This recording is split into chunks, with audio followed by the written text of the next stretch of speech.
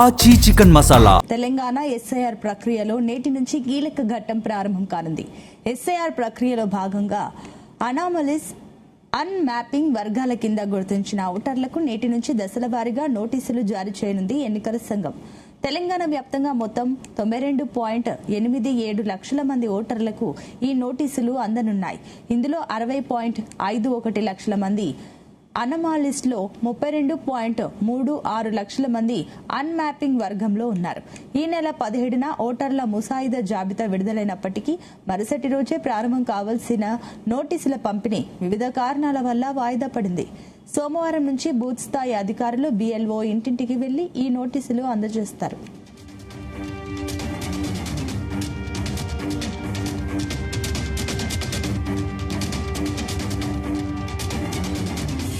ఈ అంశానికి సంబంధించి మరిన్ని డీటెయిల్స్ మా కరెస్పాండెంట్ వేణుగోపాల్ అందిస్తారు. వేణుగోపాల్, ప్రత్యేక సమగ్ర సవరణ ప్రక్రియలో భాగంగా అనామలీస్ అన్మ్యాపింగ్ వర్గాల కింద గుర్తించిన ఓటర్లకు ఈ రోజు నుంచి దశల వారీగా నోటీసులు జారీ చేయనున్నారు. రాష్ట్ర వ్యాప్తంగా 92,87,000 మంది ఓటర్లు ఈ నోటీసులు అందనున్నాయి.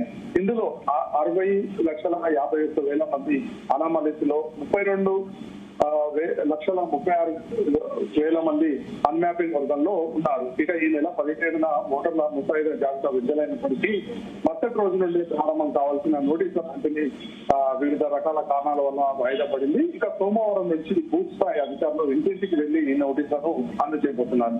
ఇక నోటీసులు అందజేసే సమయంలో ఓటర్ ఫోటో తీసి నిర్దేశిత యాప్ లో అప్లోడ్ చేస్తారు. నోటీస్ స్లిప్ లో జారీ చేసిన తేదీ, నిర్దేశించిన సమయము, నోటీస్ జారీ గల కారణం వంటి వివరాలు ఉంటాయి. ఇక రోజుకు 3 సమయ విభాగాలు ఏర్పాటు చేశారు. ఓటరు వారి నిర్దిష్ట సమయం గురించి తెలియజేస్తారు.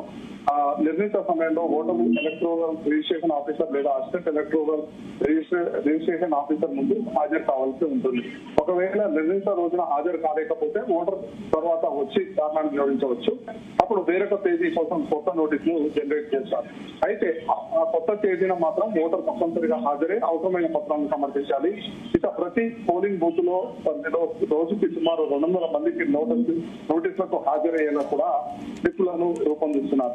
ఇక గ్రామీణ జిల్లాల్లో ఇప్పటికే EROలతో పాటు AROలతో కూడా నియమించారు. ఇక గ్రేటర్ హైదరాబాద్ ప్రాంతంలో నోటీసు అందుకునే వారి సంఖ్య ఎక్కువగా ఉన్నందున అదనపు AEROలను కూడా నియమిస్తున్నారు.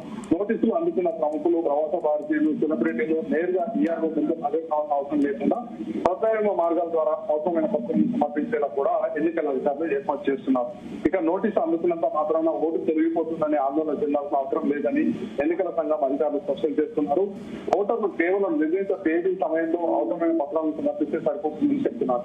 అర్హులైన ఓటర్లను ఎట్టి పరిస్థితుల్లోనూ తొలగించబోమని భరోసా ఇస్తున్నారు. ఓటర్లు సమర్పించిన పత్రాలను సరిచూడడం ద్వారా చిన్న తప్పులను విచక్షణ ఆధారంగా వారి వద్ద ఉన్న ధృవీకరణ పత్రాలతో సరిచేసుకుని ఓటర్లకు ఇబ్బందులు లేకుండా చూడాలని EROలకు అంతర్గతంగా ఆదేశాలు ఇచ్చినట్లు సమాచారం. ఇక భారీ వ్యత్యాసాలు కనిపిస్తే భారత ఎన్నికల సంఘం నిర్దేశించిన పత్రాలను నిబంధనల ప్రకారం తప్పనిసరిగా పరిశీలించాల్సి ఉంటుంది. ఇక ముసాయిదా ఓటర్ జాబితాకు సంబంధించి మీకు నోటీసు వస్తుందో లేదో మీరు ఆన్లైన్ లో కూడా తెలుసుకోవచ్చు. ఇక ఎన్నికల సంఘం వెబ్సైట్ ను సందర్శించి అందులో submit document against notice issued అనే ఆప్షన్ ఎంచుకోండి. ఇక ఈ ఆప్షన్ ఎంచుకోవడం ద్వారా ఫోన్ నెంబర్ లేదా ఎపిక్ నెంబర్ నమోదు చేసిన తర్వాత మీకు ఒక OTP వస్తుందని చెప్పి ఎన్నికల అధికారులు చెప్పారు. ఇక ఆ OTPని నమోదు చేయడం ద్వారా మీ పేరు నోటీస్ జాబితాలో ఉందో లేదో తెలుస్తుంది. మీ పేరు, ఎపిక్ నెంబరు, నియోజకవర్గము, బూత్ వివరాలు వంటి సమాచారం కూడా అక్కడ కనిపించనుంది. ఇక ఎన్నికల అధికారులు ఈ నోటీసులను దశల వారీగా జారీ చేస్తున్నారు. ఇక పేరుకు సంబంధించి నోటీస్ జారీ అయితేనే ఆన్లైన్ లో వివరాలు కనిపిస్తాయి, లేకపోతే మీరు మరొక రోజున తనిఖీ చేసుకోవాల్సి ఉంటుందని చెప్పి కూడా ఎన్నికల అధికారులు స్పష్టం చేశారు. ఇక ఇదిలా ఉండగా ఇప్పటికే చాలా ఓట్లు ఇటు ఓటర్ను కనపడకుండా పోవడం వల్ల కూడా రాజకీయ పార్టీలు కూడా పెద్ద ఎత్తున స్పందిస్తున్నటువంటి పరిస్థితి ఉంది. ఇక అందులో భాగంగా ఏదైతే ఇటు అధికార పార్టీ కాంగ్రెస్ పార్టీ కూడా ఈ రోజు ప్రత్యేకంగా ఇందుకు సంబంధించి ఒక జూమ్ మీటింగ్ ను కూడా ఏర్పాటు చేసింది. ఇక ఈ జూమ్ మీటింగ్ లో ఇటు పార్టీ వర్గాలకు కూడా దిశానిర్దేశం చేయబోతున్నారు. ఇటు ఏదైతే కాంగ్రెస్ పార్టీకి సంబంధించి చూసుకుంటే DCC అధ్యక్షులు, అలాగే ఎమ్మెల్యేలు, పోటీ చేసిన ఎమ్మెల్యేలు, ఇక పార్లమెంట్ సబ్ కోఆర్డినేటర్లు, అసెంబ్లీ సబ్ కోఆర్డినేటర్లు ఈ రోజు సబ్ ఫేజ్ కార్యక్రమంలో భాగంగా నిర్వహించేటువంటి ఏదైతే జూమ్ కాల్ ఉందో దాని ద్వారా అందరికీ కూడా సమాచారాన్ని ఇప్పటికే చేరవేశారు. ఇక ఈ సమావేశంలో ఒకవైపు ఈ నెల 25న నిర్వహించనున్న రాష్ట్ర వ్యాప్త గ్రామ సభ వార్డు సభల కోసం ప్రణాళిక సమన్వయం కోసం కూడా ప్రత్యేకంగా సూచన చేయబోతున్నారు. ఇక అన్ని అసెంబ్లీ నియోజకవర్గాల్లో 100% బూతుల వారీగా కార్యక్రమం నిర్వహించేలా చర్యలు తీసుకోవాలని చెప్పి కూడా ఇటు కాంగ్రెస్ పార్టీ ఆదేశించబోతుంది. ఇక డీసీసీ అధ్యక్షులు, ఎమ్మెల్యేలు, పోటీ చేసిన ఎమ్మెల్యేలు, పార్లమెంట్ కోఆర్డినేటర్లు, అసెంబ్లీ సార్ కోఆర్డినేటర్లు, మండల టౌన్ డివిజన్ అధ్యక్షులు, బిఎల్ఏలు, సూపర్వైజర్లు, బిఎల్ఏల మధ్య సమన్వయం కోసం కూడా దిశానిర్దేశం చేయబోతున్నారు.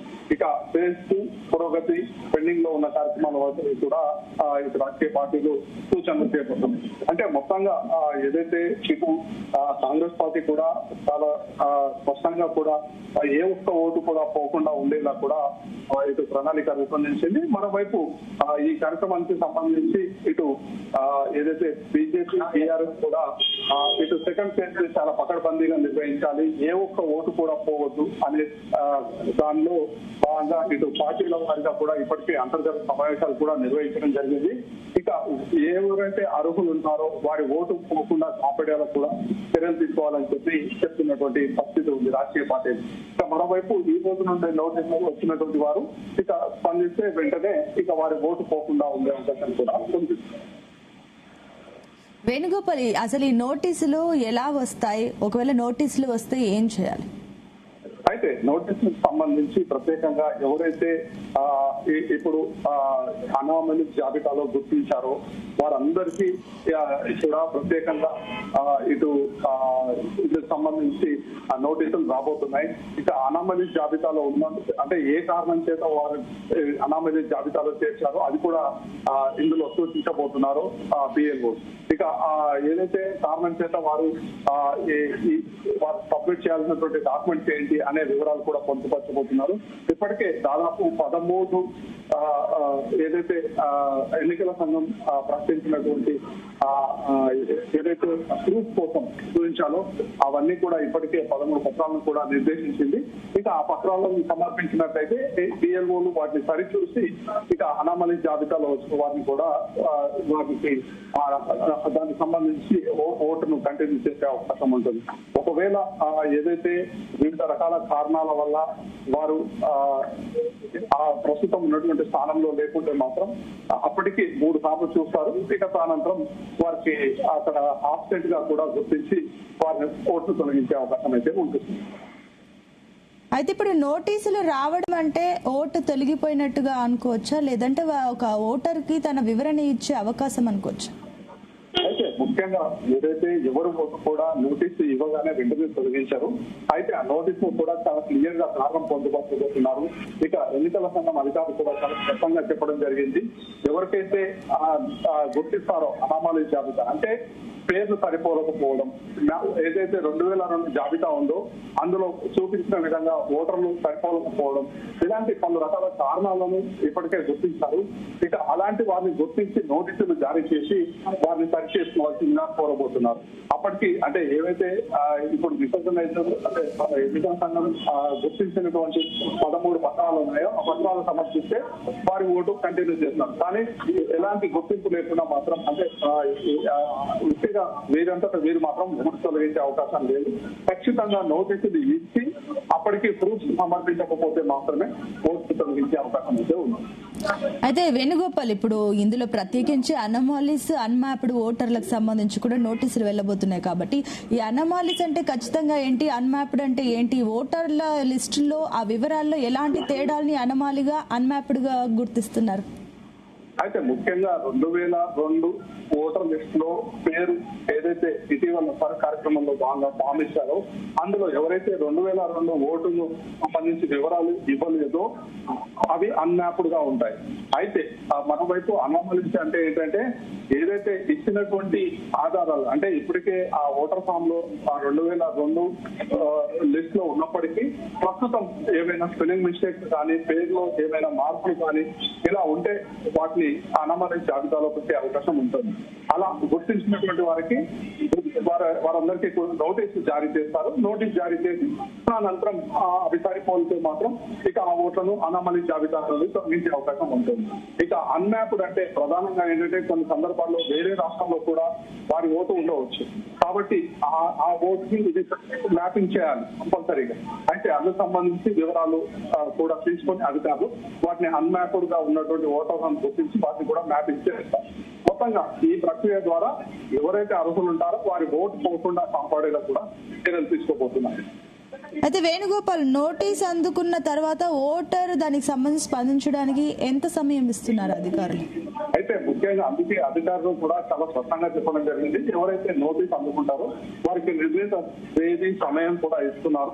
ఇక ఆ టైంలో వెళ్లి వారికి సంబంధించిన ప్రూఫ్ డాక్యుమెంట్లు ఇచ్చేస్తే సరిపోతుంది. అప్పటికి అత్యవసర పరిస్థితుల వల్ల ఎక్కడైనా ఉంటే వారికి మరొక డేట్ కూడా ఇచ్చే అవకాశం ఉంది. ఇక అప్పుడు మాత్రం ఖచ్చితంగా వెళ్లి వారి వివరాలను వారికి అందజేయాలి. Right, thank you Venugopal.